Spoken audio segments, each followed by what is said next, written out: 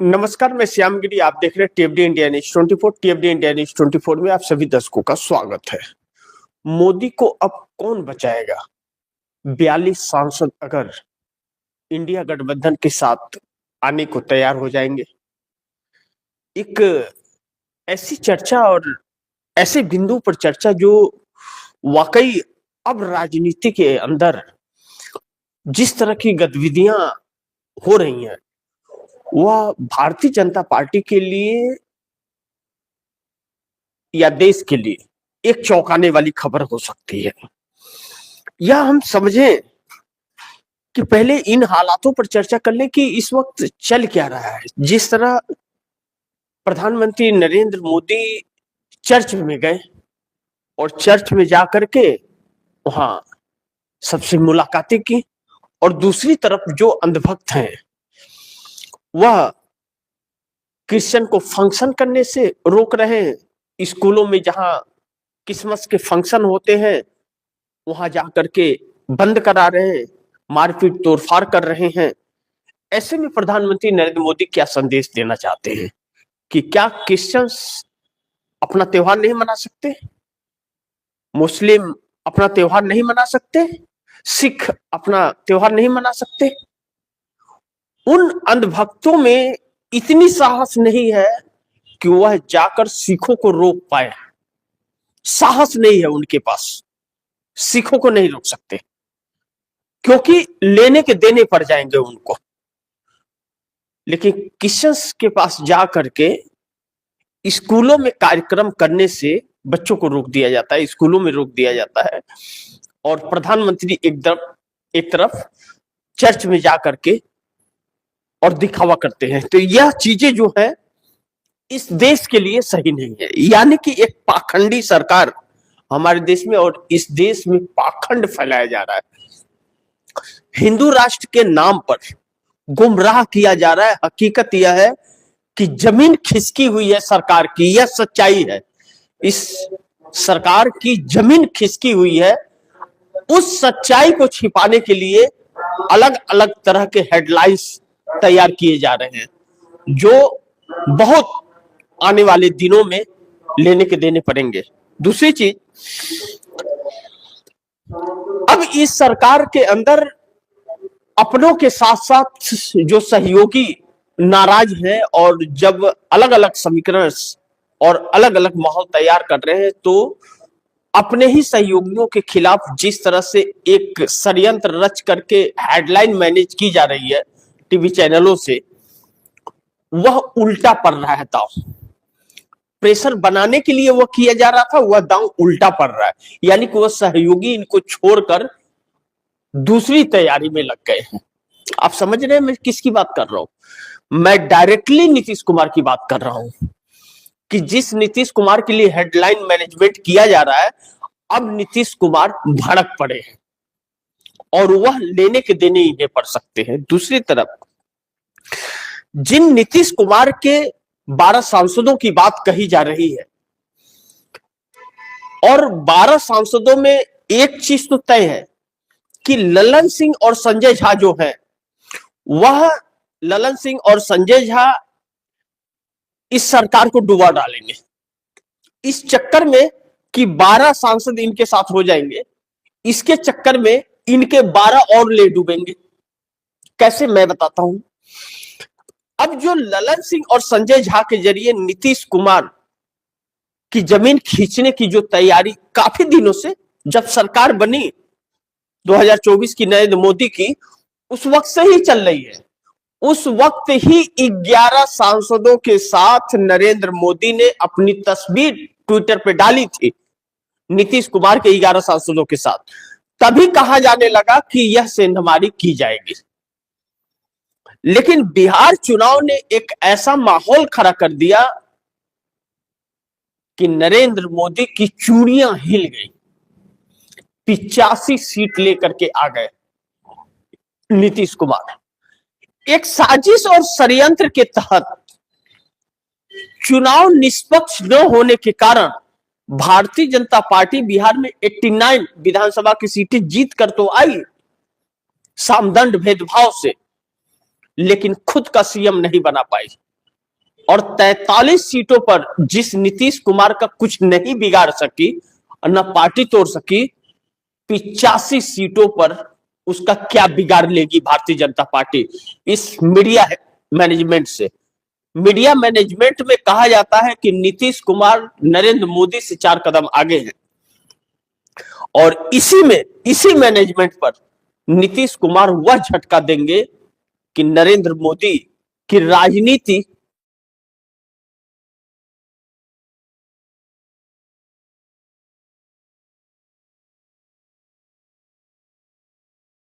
अध्यक्ष हैं, लेकिन वह राज्यसभा के सांसद हैं, लोकसभा के नहीं। संजय झा अगर कहते हैं नरेंद्र मोदी को कि हम आपके साथ हैं, तो कोई फर्क नहीं पड़ता है, क्योंकि उनके वोट का कोई महत्व ही नहीं है लोकसभा में। वह वोट डाल ही नहीं सकते, वह लोकसभा के अंदर प्रवेश ही नहीं कर सकते, वर्जित है प्रवेश, क्योंकि लोकसभा सांसद ही जो चुन के आए हुए हैं वही लोकसभा में वोट करते हैं। संजय झा को इतना तो पता ही होगा। और उसमें एक ललन सिंह है जो इनके साथ हैं, और ललन सिंह इतने बुद्धू तो है नहीं कि जो आंख बंद करके नरेंद्र मोदी के साथ हो लें, क्योंकि वह जानते हैं कि 29 में चुनाव लड़ना है, और भारतीय जनता पार्टी एक बार इस्तेमाल करती है, बाद में फेंक डालती है, और भाजपा के नाम पर वह 29 में चुनाव जीत नहीं सकते, या मध्यवर्ती चुनाव हो गई तो जीत नहीं पाएंगे, वह अच्छी तरह से जानते हैं। लेकिन नीतीश कुमार के नाम पर एक लंबी राजनीति कर सकते हैं, यह एहसास है। इसलिए अभी तक भारतीय जनता पार्टी में वह शामिल नहीं हुए, नहीं तो जिस तरह से बोलते उस तरह से वह अभी तक कब के हो गए होते। वह आखिरकार नीतीश कुमार के साथ उनकी मजबूरी हो जाएगी खड़े होना, और नीतीश कुमार को अगर इस्तीफा देने के लिए और उनकी पार्टी पर कब्जा करने के लिए ज्यादा प्रयासरत हुई भारतीय जनता पार्टी, तो पार्टी टूटकर छिन्न भिन्न हो जाएगी और इंडिया गठबंधन की तरफ अग्रसर हो जाएगी।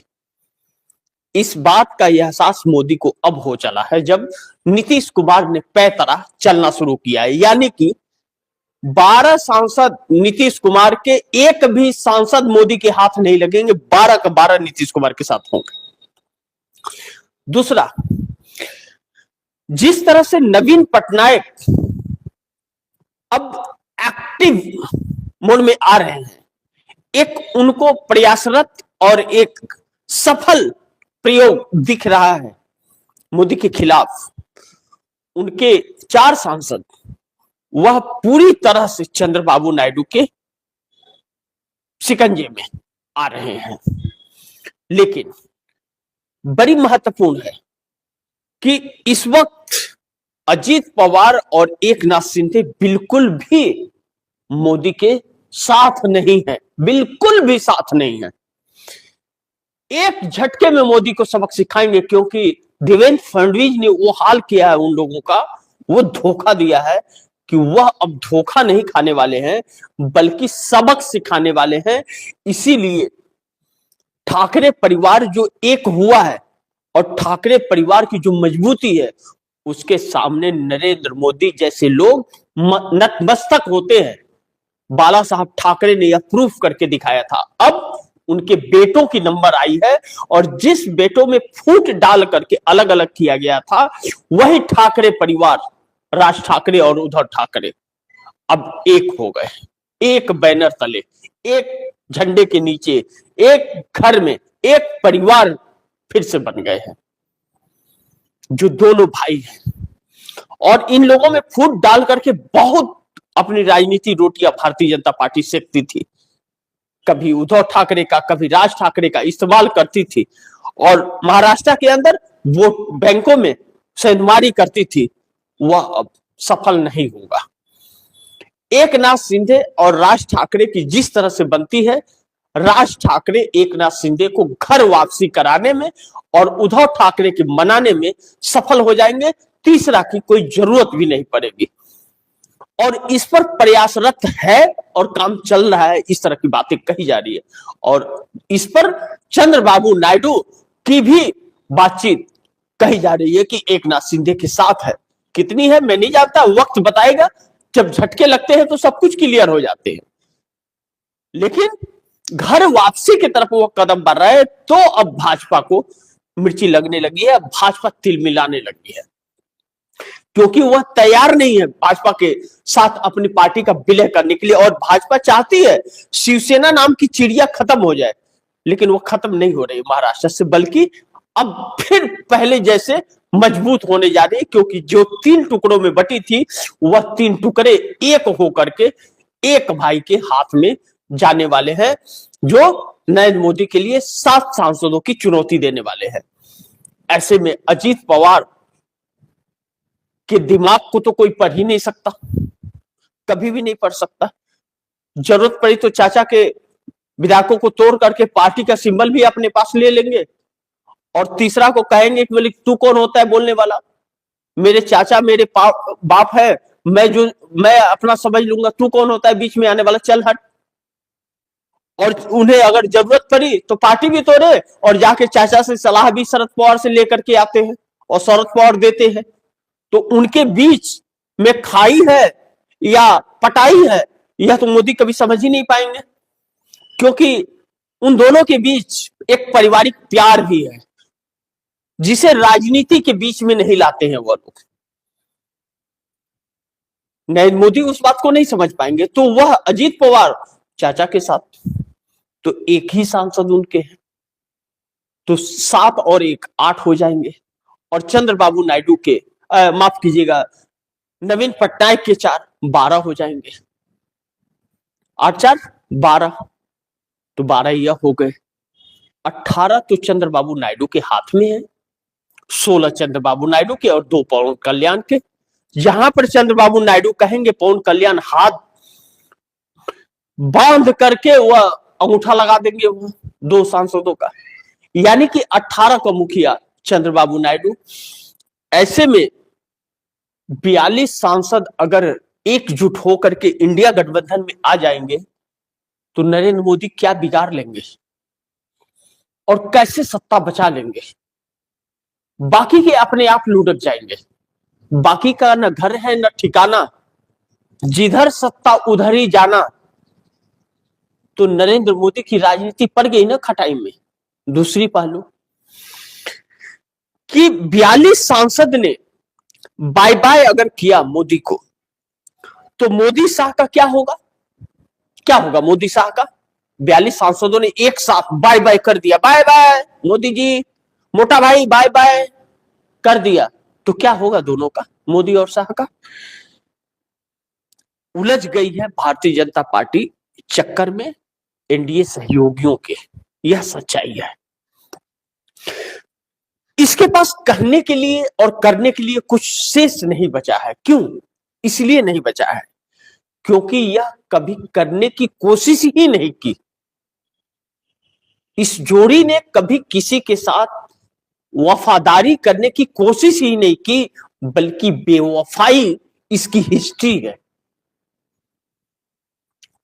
और दुर्भाग्य है इस देश का कि इन सहयोगी दलों को सीखने में और समझने में इतना वक्त लग गया कि हमारा देश खोखला हो गया। जनता सड़क पर लाचार होकर के आ गई, बच्चे बिलख रहे हैं, उनके पेपर लीक हो रहे हैं, बच्चे सड़क पर आकर के यह कह रहे हैं मोदी तेरे राज में पेपर 15 लाख में। जानते हैं आप इसका दर्द, उन बच्चों का दर्द झलक रहा है क्योंकि उनके पेपर लीक हो रहे हैं और इन नेताओं के बच्चे पास हो जा रहे हैं। एक ऐसे संकट में वह बच्चे पड़ गए हैं जो आने वाले वक्त में क्या रंग लेगा जब वह सड़कों पर उतर रहे हैं, या एक देखने वाली बात होगी। लेकिन बड़ी महत्वपूर्ण यह है कि मोदी सरकार की यह तानाशाहियां अब देश को भारी पड़ रही हैं। दुर्भाग्य है कि यह नेता न समझे, और गलतियां इंडिया गठबंधन की भी हैं। इंडिया गठबंधन ने अगर पहले यही प्रयास और एकजुटता दिखाई होती तो शायद आज नरेंद्र मोदी की सत्ता न रही होती और इस देश का यह हाल कम से कम न रहा होता। क्योंकि हर कोई जानता है कि मोदी गवर्नमेंट के अंदर एक भी व्यक्ति ऐसा नहीं है जो देश को चलाने का एक्सपीरियंस रखता हो, सोच ऐसी हो उसके पास जो देश के हित की हो। उस पार्टी या उस नेता के अंदर कैसे यह चलाने की क्षमता होगी जो देश के प्रति समर्पित ही ना हो, देश में नफरत फैलाने की बात करता हो, जो सभी को एक साथ लेके चलना न जानता हो, चाहे हिंदू हो, मुस्लिम हो, सिख हो, ईसाई हो। जब धर्म के बंटवारे में यह यकीन जो नेता रखता हो, वह देश को एक साथ लेकर के नहीं चल सकता। जबकि हमारा देश सेकुलर है, हमारा देश किसी एक की बपौती नहीं है या जागीर नहीं है। और आरएसएस कौन होता है यह तय करने वाला कि हमारा देश हिंदू राष्ट्र होगा और हिंदू राष्ट्र हम मानते हैं? कौन होता है कहने वाला? क्या उसने इस देश को आजादी दिलाई थी? बल्कि गुलाम बनाए रखने में वह भरपूर सहायता अंग्रेजों का कर रहा था। तो आज अंधभक्त भी उन्हीं के हैं, वही अंधभक्त है जिन्हें मिर्ची लगती है, टोल भक्त है कहते हैं उनको। वह अलग अलग चैनलों पर आते हैं 2 रुपये अपनी अंधभक्ति जाहिर करने के लिए। वही जो दूसरे के बहन बेटियों की इज्जत लूटने पर खुश होते हैं, जिनकी जमीर और आत्मा नहीं है, बेशर्म हो चुके हैं वह। ऐसी बातें जब होती हैं तो देश को समझना पड़ेगा कि देश रहेगा तो हम हैं, हमसे देश है, हम देश से है, देश हमसे है, इन नेताओं से नहीं। नरेंद्र मोदी देश नहीं है, अमित शाह देश नहीं है, या अपने चरित्र और गुनाहों को छिपाने के लिए यह लोग आम जनता को भड़का रहे हैं, बल्कि देश से और देश की जनता से यह सरकार है, यह नेता है। इन नेताओं की क्या हैसियत उस कुर्सी पे बैठने की, अगर देश की जनता न चुने तो? काश यह चीजें अगर 42 सांसदों को समझ आ गई होगी। और जो 42 सांसद, लेकिन दुर्भाग्य है कि वह अपने अपने स्वार्थ में इनसे दूरियां बना रहे हैं, या उठापटक जो चल रही है वह अपने स्वार्थ में, वह अपनी राजनीति बचाने के लिए। दुर्भाग्य यह है। लेकिन कैसे भी करके अगर यह परिस्थितियां बन रही है तो आने वाला वक्त इनके लिए, इन लोगों के लिए, आरएसएस हो या बीजेपी हो, इनके लिए चैलेंजिंग हो सकती है। इस बात से हम इनकार नहीं कर सकते। इंतजार करना पड़ेगा, देखना पड़ेगा। वक्त बड़ी तेजी से करवट ले रहा है, लेकिन इस वक्त उत्तर प्रदेश के अंदर भी सब कुछ ठीक ठाक नहीं चल रहा है।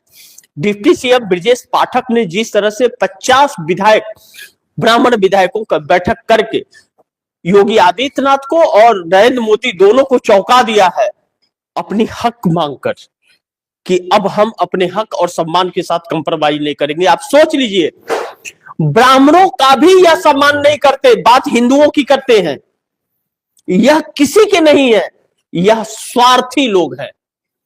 थोड़ा इंतजार कीजिए, बहुत कुछ तस्वीरें आप दर्शकों के सामने आएगी। मोदी को कोई बचाने वाला नहीं मिलेगा जिस दिन यह 42 सांसदों ने इंडिया गठबंधन का दामन थाम लिया। वक्त तेजी से बदल रहा है और बहुत कुछ आना तस्वीर बाकी है। खबरों पर निगाहें बनाए रखिएगा। आप दर्शकों से गुजारिश निवेदन करूंगा कि इस खबर को ज्यादा से ज्यादा शेयर करें, अपने दोस्तों को भी कहें कि आगे शेयर करें। आपने अगर चैनल को सब्सक्राइब नहीं किया, सब्सक्राइब कर लीजिए। अपने दोस्तों को भी कहिएगा चैनल को सब्सक्राइब करें। मिलते हैं अगली खबर के साथ।